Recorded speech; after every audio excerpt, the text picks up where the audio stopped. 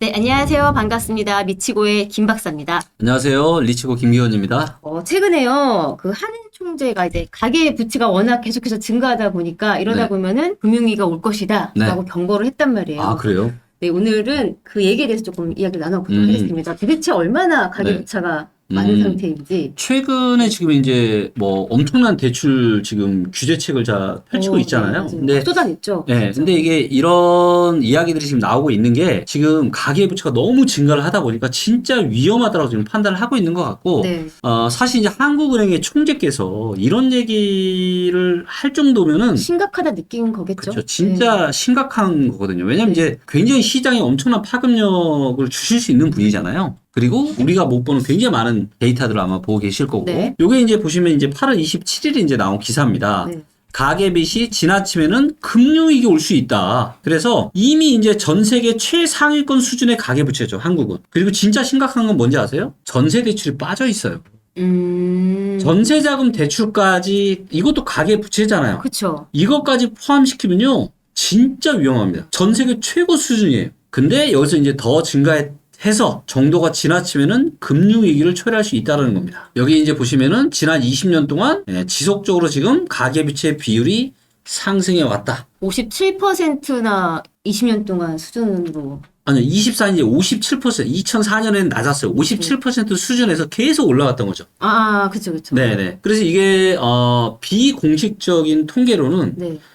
전세자금 대출까지 포함할 경우에는 GDP 대비해서 130% 훨씬 넘는 굉장히 이제 전 세계에서도 찾아보기 힘들 네. 정도로 아주 이제 많은 부채가 지금 한국에 있다라고 좀 보시면 되고요. 사실 너무 한때 정부에서 너무 풀어줬어요. 대출에 대한 거를. 네, 너무 그러다 풀어줬죠. 보니까 너도 나도 빚을 내서 네. 투자를 하게 만들었던 것도 맞긴 해요. 23년 1월 3일에 이제 둔촌주공을 살려야 되니까 1월 3일 부동산 대책 꺼내면서 다양한 이제 부양책과 특례 보금자리로 또 했고, 그 다음에 24년 또 1월 달에는 신생아 특례나, 그 다음에 이제 결혼하거나 뭐 이럴 네. 경우에는 뭐 증여세 한도를, 비과세 한도를 5천에서 1억 5천까지 늘려주니까 이거는 뭐 집을 안 살 그 이유가 당시에 없죠. 안 하면 바보였어요, 그렇죠. 사실. 네. 네. 자, 그런데 이제 이러다 보니까 이제 대출이 너무 많이 증가를 하니까 네. 이제 부랴부랴 지금 뒤늦게 발등에 지금 불이 떨어진 거죠. 네, 그래서 DSR을 어떻게 하겠다? 더 강화를 할 가능성이 커졌다라는 겁니다. 이거 여러분들 진짜 무서운 얘기예요. 진짜 무서운 얘기입니다.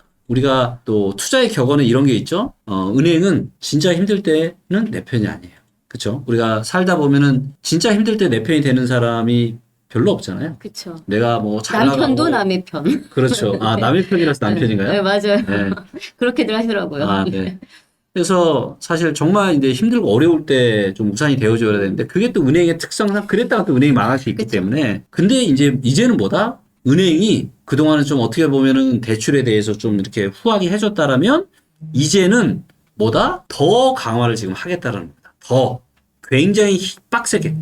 네. 은행에서 계속 좀 대출 규제 계속 쏟아내고 있잖아요. 네. 그죠? 네. 자, 근데 이런 이유가 뭐냐면은, 자, 은행이 이제 1월 달부터, 24년 1월 달부터 8월 달까지 이제 가계대출 증가액은 이제 은행이 자체적으로 수립한, 여기도 이제 계획을 세울 거 아니에요? 그래서 이제 이게 뭐냐면은 연간 경영계획 대비해서 달성률이 150%예요. 요걸 이제 8월 기준으로 환산하면 이게 200%입니다. 그러니까 뭐냐면은 원래 대출을 해줬던 것보다 훨씬 많이 지금 대출을 해준 거예요. 금감원이 금융감독원이 생각하는 적정 수준이 7, 80%인데 이거는 뭐예요? 최대 3배에 이르는. 그러니까 한마디로 은행이 대출을 해줘도 너무 많이 해줬다라는 거예요. 물론 아마 은행도 할 얘기가 많을 겁니다.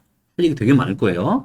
하지만 일단 이렇게 지금 된 거고요. 네. 자, 그래서 이제는 뭐다? 평균 DSR보다 더 낮게 대출을 더 줄이겠다. 그러니까 정부에서 권고하는 DSR보다 더 엄격하게 관리를 해라. 즉 대출을 더 줄여라. 지금 이런 얘기를 지금 하고 있는 거죠. 그래서 지금 저는 제가 흐름을 봤을 때 앞으로 이제 어떤 일이 펼쳐질지가 눈에 이제 보이는 거예요.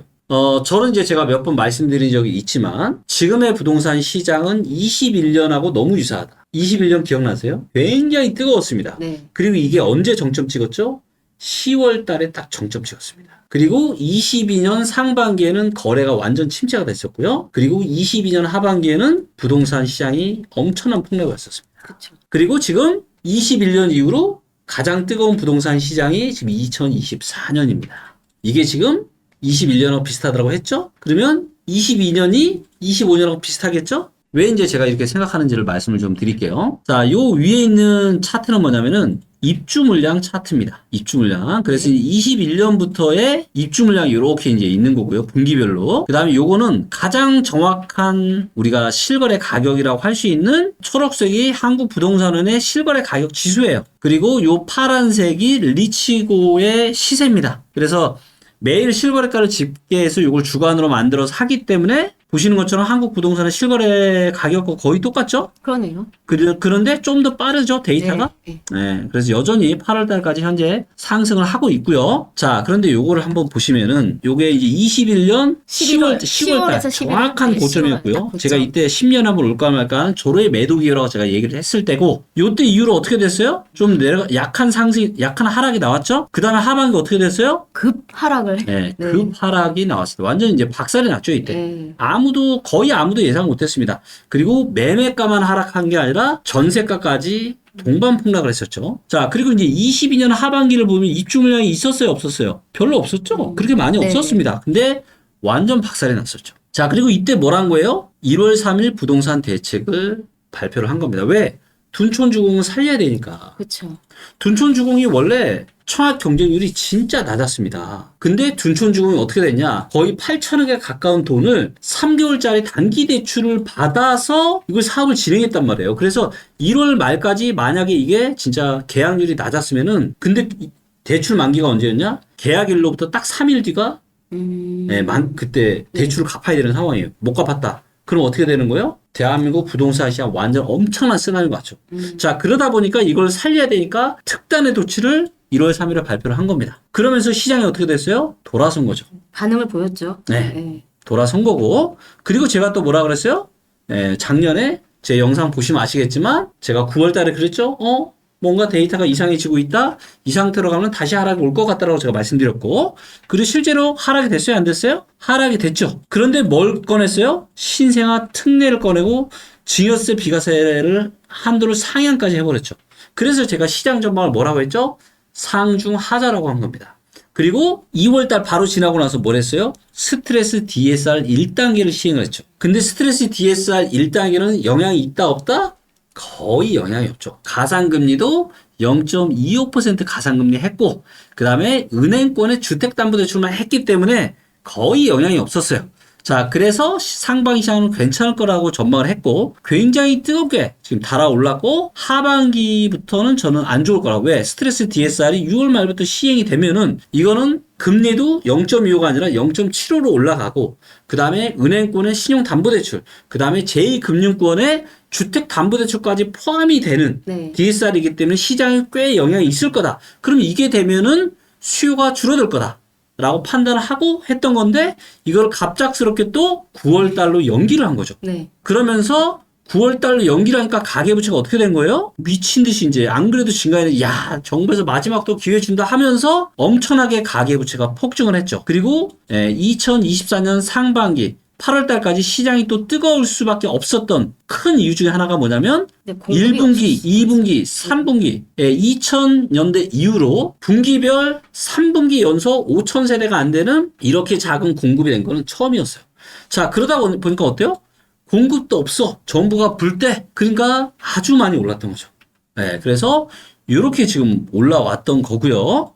이제 자, 공급량이 많아질 거잖아요. 예상이 되고 있잖아요. 그렇죠. 네. 이거 이제 보시면 4분기부터 그러면 공급. 수요 심리도 감소하는데 공급까지 많아지면 네. 더 좀 시장이 안 좋아지지 않을까를 그렇죠. 예측해 볼 수 있을 것 그러니까 같아요. 공급도 없었고 정부가 불 때 줬는데 둘 다 바뀌는 거죠. 공급도 이제는 많아지고 대출도 갑작스럽게 지금 뭐 이것저것 지금 다 맞고 있잖아요. 전세자금도 맞고 다 맞고. 그러면서 이게 끝이 아닙니다. 자, 25년 7월 달에는 뭐라는 거예요? 스트레스 DSR 드디어 3단계가 시행이 됩니다. 자, 그리고 여기에서 강력한 포인트가 또 하나 있어요. 자, 가상금리인데요. 가상금리에 이게 1.5%가 적용이 되는 게 지금 스트레스 DSR 3차거든요. 네. 근데 이게 가상금리가 1.5%가 맥스가 아닙니다.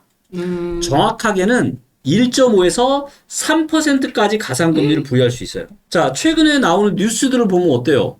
기존에 지금 DSR 관리하려는 것보다 더 지금 엄격하게 규제 지금 해. 이렇게 지금 압박하고 있잖아요. 가상금리마저 어떻게 될 수 있다? 더 올라갈 수도 있는 거예요. 그리고 스트레스 DSR 3단계부터는 가상금리가 100% 적용이 되는 겁니다. 네. 그러면 대출의 한도가 진짜 많이 줄어들 거예요. 이 3단계가 예정이 되어 있긴 한데 네. 워낙에 이제 정부에서도 그렇고 은행에서도 대출 규제를 계속 내놓고 있잖아요. 네. 그럼 이제 수요 심리는 감소가 될 거고 네. 주춤해질 거면 네. 이 3단계까지 진행이 안 될 수도 있지 않을까요? 그럴 수도 시장이 있죠. 만약에 이제 맞아요. 네. 네, 그럴 수 있습니다. 네, 충분히 그럴 수도 있고요. 그래서 이런 것들을 우리가 살펴봐야 되는 거고. 근데 현재 지금 상황만으로 봐서는 제가 보기에는 지금 가계대출 증가세에 발등에 불이 떨어졌고 굉장히 지금 힘들게 관리를 하겠다고 하는 거고 물론 이게 또 바뀔 수 있죠. 하지만 현재까지의 지금 추세로는 굉장히 지금 이렇게 하고 있고 그래서 22년과 같은 부동산 시장이 이제 앞으로 저는 이제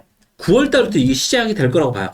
9월 달부터. 네. 그래서 지금의 이런 부동산 시장은 굉장히 저는 이제 좀 어떻게 보면 단기 반등에 이거는 거의 마무리가 되고 또다시 하락으로 지금 들어갈 수 있는 이 변곡점에 완전 초입에 지금 있다. 그리고 이런 하락이 오는 거는 아주 높은 확률로 저는 수도권 부동산 시장은 저는 하락이 올 거라고 보고 이게 완만한 하락이 될지 아니면 22년 하반기와 같은 급격한 하락이 될지는 내년 올해 말 내년 초반 정도 되면 알 수 있을 것 같아요. 혹시 저희가 이제 지금 영상 기준으로 추석 전이잖아요. 네. 추석 지나고 나서 네. 좀 한 번 더 규제가 나올 가능성이 있다고 보세요.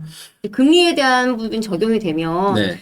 또 한 번씩은 좀 저는 변곡점이 생길 것 같긴 하거든요. 규제를 또 하진 않을 것 하지는 않을 것 같아요. 왜냐면 이미 이제 시장이 추석 지나고 나면 이제 꺾일 거니까 이제 벌써 이제 아마 9월 달부터 지금 대출 규제가 상당히 전방위적으로 들어가기 때문에 9월 달부터의 수급과 거래량은 저는 꽤 많이 줄어들 것 같거든요. 네, 그렇기 때문에 아마 추가적인 규제까지는 하지 않을 것 같고 또 정부에서도 이런 이제 어떤 이런 부동산 시장의 이런 하락의 이런 강도나 이런 것들을 좀 보면서 추가적인 보완책을 아마 펼치지 않을까 그렇게 판단이 됩니다. 네, 오늘은요, 가계 부채가 계속해서 증가함으로 인해서 이제 금융 위기를 언급했던 경고에 대한 부분에서 왜 이런 얘기가 나왔는지, 그리고 향후에 좀 부동산 시장에 어떤 영향을 미칠지에 대해서 이야기를 함께 나눠봤습니다. 좋은 얘기 감사합니다. 네, 고맙습니다.